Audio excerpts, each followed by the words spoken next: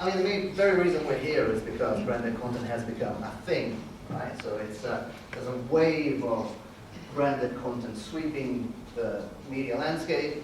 It seems to be everywhere. So you just mentioned earlier that your daughter was watching the Waitrose channel on TV, and then you go into the supermarket, and again, there's manifestations of branded content all over the place, etc. So it is everywhere. It's everywhere through brands themselves being broadcasters and having their own media output and media channels. I mean, GoPro, Red Bull, others like it have become quite well known in that space and pioneer that space from a brand's point of view. But on top of that, there's also media owners producing content on behalf of brands, whether it's branded content or sponsored content or a variation on the theme. So it's there from a brand's point of view, but also from media owners' point of view. And not only, and what's interesting about it is that you have media companies which have a history of producing journalism and news, also operating in that space. So a few examples of what's happening out there. So I think Vice have kind of pioneered that. They do that extremely well. I mean, one of their sort of landmark pieces of sponsored journalism is the Creators Project, which covers the intersection of technology and the arts, which was produced in collaboration with Intel. Intel was a founding partner of that project.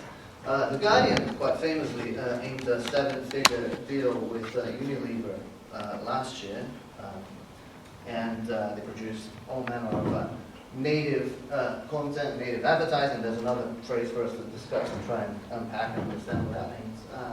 On behalf of Unilever, I think the focus there was to shift perception in relation to Unilever's environmental credentials. The New York Times has Paid Posts, which is their native advertising division, producing content on behalf of all manner of brands, including Netflix. Just pick one, but we've got, of course, a whole host of clients.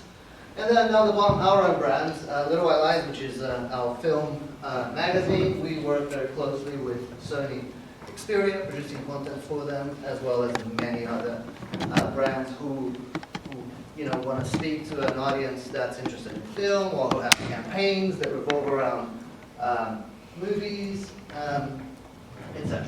And then down the bottom, we've got Huck, which is our youth culture channel, and we produce a lot of content alongside, on behalf of brands such as Nike, Levi's, and others like it. So what does that look like? So when activated natively on a media owner's platform, you've got, for example, the New York Times coverage of, in their paid post produced on behalf of Netflix, they covered female inmates across the prison system in the U.S. It was a solid piece of journalism, 1,500 words. It had audio, it had video, it had charts, and and it looked like that. That's essentially a piece of native advertising produced by the New York Times, by their paid posts team on behalf of Netflix.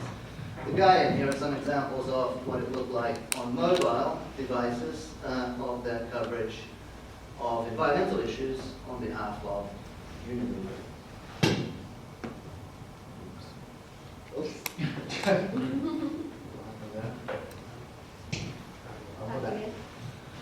Right, I mean, you guys probably know all this stuff, but just to sort of try and understand, right, why we might have all these media owners operating in this space.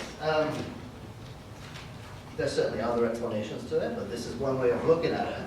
Certainly as something that has accelerated that process. You've got the rise of the internet combined with the financial crisis, which has led to a virtual collapse of the business model that has underpinned media companies, particularly those with operating in the print space. It has had a major impact on their ability to operate through ad sales. So if you look at ad revenues, since the recession across trade press, it's declined by 70%, 60% across regional press, 35% for magazines. In fact, our magazines have seen a decline of as much as 50% since the recession in terms of print ad revenue. So very, very significant. And in fact, I think the New York Times just yesterday posted their quarterly report, which indicated, I think it was an 18% decline in print ad revenue. The Guardian is in trouble, as we all know. Despite their massive reach and scale, it's become very difficult to offset print losses with digital revenue. And why is that? Because CPMs, which is how advertising online is sold, have been declining and very, very low. I mean, there's many reasons for it, one of which is basic supply and demand, the fact that there is so much supply across the internet, so it's very difficult to charge a premium for your impressions across your website. Not only that, but there's issues around ad blocking, which has become a big talking point recently. Things like 14% of mobile users in the UK use ad blocking. Figures are much higher still elsewhere. There's viewability issues, there is banner blindness, there is just general ineffectiveness of digital advertising, as well as the fact that supply is massive across the internet. And on top of that, you have the fact that of all the revenues, of all the ad spend that has shifted online, you've got 50% plus of which that ends up going to Google and Facebook, leaving all other publishers and media companies fighting over what's left. So it's not a pretty picture there either. So you have the decline in print ad revenues, you have the difficulty in meaningfully monetizing your digital operations. Don't get me wrong, it's important revenue and it makes a solid contribution, but it's been very difficult to offset those losses with digital revenues, which leads me to this suggestion that we have had 100 plus years of a commercial media funded by advertising, which has grown into the big media giants that we're familiar with today, particularly in regards to print, right? Which have now had to adopt different practices and adapt their proposition and their operations in order to offer different services, which include branded content or sponsored content or native advertising. And whichever sort of a defining phrase we end up using to qualify what media owners do in this space. Just to further validate what I'm talking about, branded content spend has been growing by roughly 25% year on year. So not only do publishers need to change their offering because of the difficulties of monetizing their operations through advertising, but the spend when it comes to branded content has increased as well. So there's another sort of a force there, another motivation to offset those kinds of services. So back to what we do, right? So we have two brands in the youth culture space offering counter narratives, offering sort of,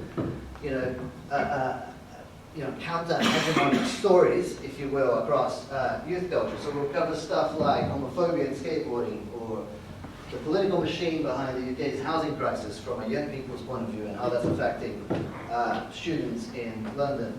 Across Little White Lies, we'll do a similar thing. We'll offer a very independent take on film releases, often sort of a, asking an avoiding sort of a PR-led type journalism when it comes to our film coverage. So they have this kind of like radical sort of ethos to them. And yet, 81% of our revenues come from the work we do with brands. So there's this sort of interesting juxtaposition between our editorial proposition and the fact that most of the revenues today comes from the work we carry out on behalf of clients. And thankfully we're able to do that, otherwise we wouldn't be in business.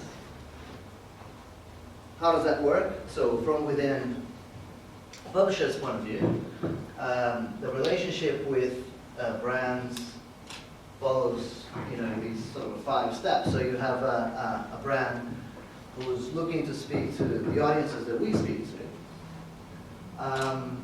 So they'll probably hit us up with a brief or an idea or a request for a pitch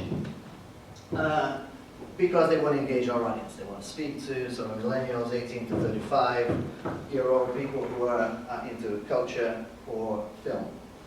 We will come up with an editorial solution, so we're going to leverage our editorial expertise, the fact that we're doing daily journalism through our brands, to come up with an editorially led solution to their problem, i.e.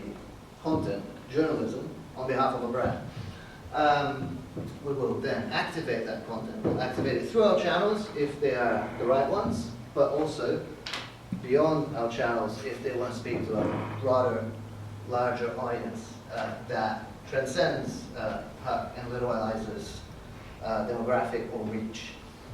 And finally, we need to show them that the whole thing worked and was worth their while to try and get them to renew that deal for next year or next quarter.